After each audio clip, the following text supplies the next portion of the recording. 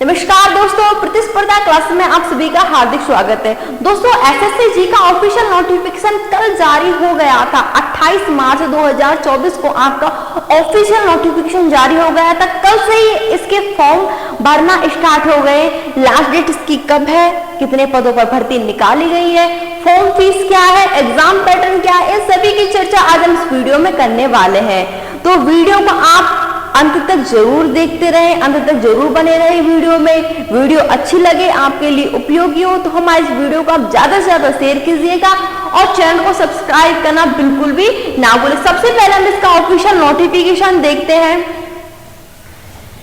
Official notification देखिए भाई, और इसके अलावा इसमें बता date of submission of online application की है 28 मार्च से लेकर 18 अप्रैल 2024 तक आप इसमें फॉर्म भर सकते हो।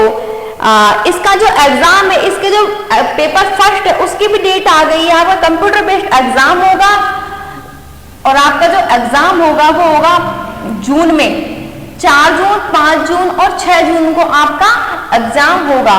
फॉर्म भरते समय कोई गलती हो जाती है तो करेक्शन की डेट दे रखी है 22 अप्रैल और 23 अप्रैल को आप अपने फॉर्म में की गई गलतियों को आप सुधार सकते हो। यहाँ पर आपकी वैकेंसी दे रखी है, देखिए ये जो चार्ट है उसको आप डिटेल से देख सकते हो।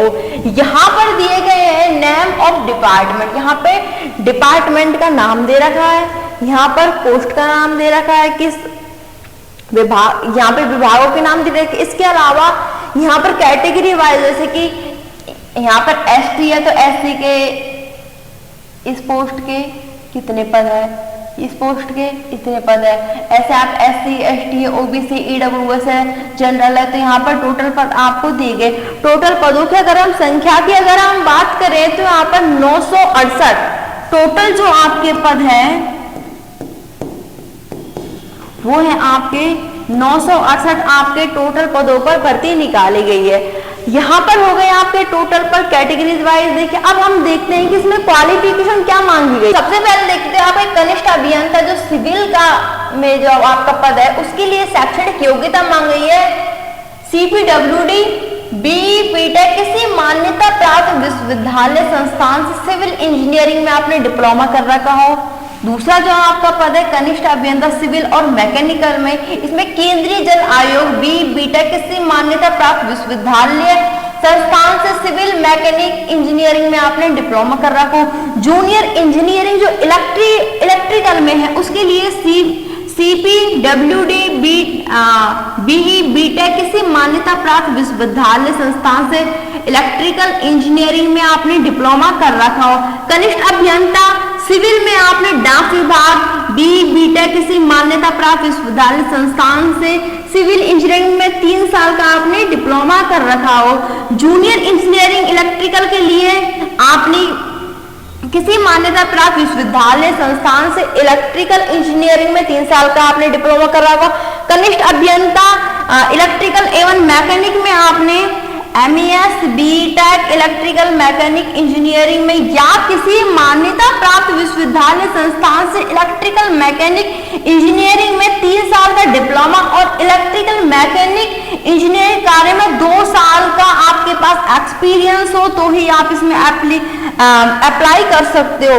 लास्ट जो हमारा पद है वो आप कनिष्ठ अभियंता सिविल में है, इसीलिए MES, BE, BTech civil engineering में या किसी मान्यता प्राप्त विश्वविद्यालय संस्थान से सिविल इंजीनियरिंग में 3 साल का डिप्लोमा और सिविल इंजीनियरिंग कार्य में आपके पास 2 साल का आपके पास एक्सपीरियंस हो तो आप इसमें अप्लाई कर सकते हो। एज लिमिट की अगर हम बात करें तो कुछ ऐसे पद है जिनके लिए 18 से लेकर 30 साल एज लिमिट रहने वाले हैं, कुछ इसमें ऐसे पद है जिनके लिए 18 से लेकर 32 साल आपके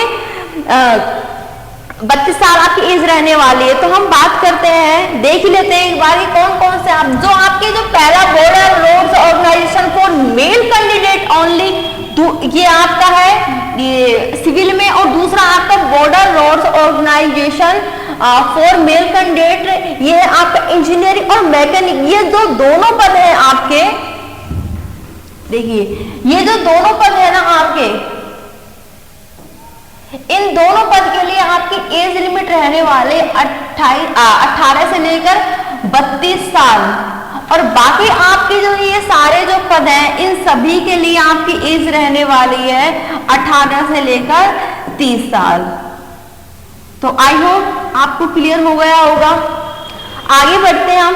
तो हमने यहाँ पर एज लिमिट देखी, इसके अलावा हम रिलैक्सेशन देखें तो SC ST वालों को 5 साल की छूट मिलेगी, OBC वालों को यहाँ पर 3 साल की, PW अनरिजर्व्ड के लिए यहाँ पर 10 साल की छूट मिलेगी, PW OBC कैंडिडेट्स के लिए यहाँ पर 13 साल की छूट मिलेगी, PW SC ST कैंडिडेट के लिए यहाँ पर 15 साल की आपको छूट देखने को मिलेगी। आपकी जो फीस रहने वाली है फॉर्म फीस जनरल OBC के लिए 100 रुपये, बाकी सभी कैटेगरी के आपके फॉर्म फ्री भरे जाएंगे, कोई भी चार्ज नहीं रहने वाला।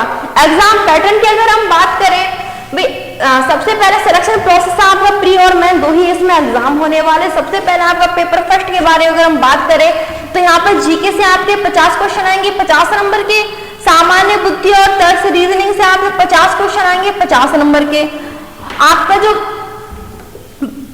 पहला पार्ट, दूसरा पार्ट और थर्ड पार्ट में भी आपके फिर से पार्ट है। तो भाग ए में आपके सामान्य इंजीनियरिंग सिविल और स्ट्रक्चरल से, या फिर एक पार्ट हो गया आपका पार्ट ए।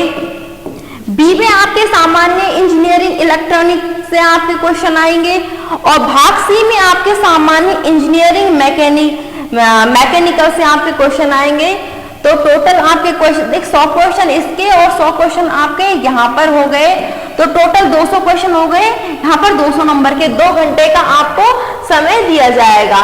पेपर सेकंड की अगर हम बात करें तो यहाँ पर आपके भाग ए में सामान्य इंजीनियरिंग सिविल और स्ट्रक्चरल से आएंगे, भाग बी में आपके सामान्य इंजीनियरिंग इलेक्ट्रिकल से आएंगे क्वेश्चंस, और भाग सी में आपके सामान्य इंजीनियरिंग मैकेनिकल से आपके 100 क्वेश्चन आएंगे 300 नंबर के, 2 घंटे का आपको समय दिया जाएगा। तो उम्मीद करती हूँ मैं कि जो भी मैंने अभी आपको जानकारी दी या फिर जो भी आपको समझाया था वो समझ में आ गया होगा। अगर आप इस भर्ती के लिए योग्य हैं, आपके पास जो दी गई जो डिग्रियां हैं वो है, तो आप इसमें अप्लाई कर सकते हो और नौकरी प्राप्त कर सकते हो।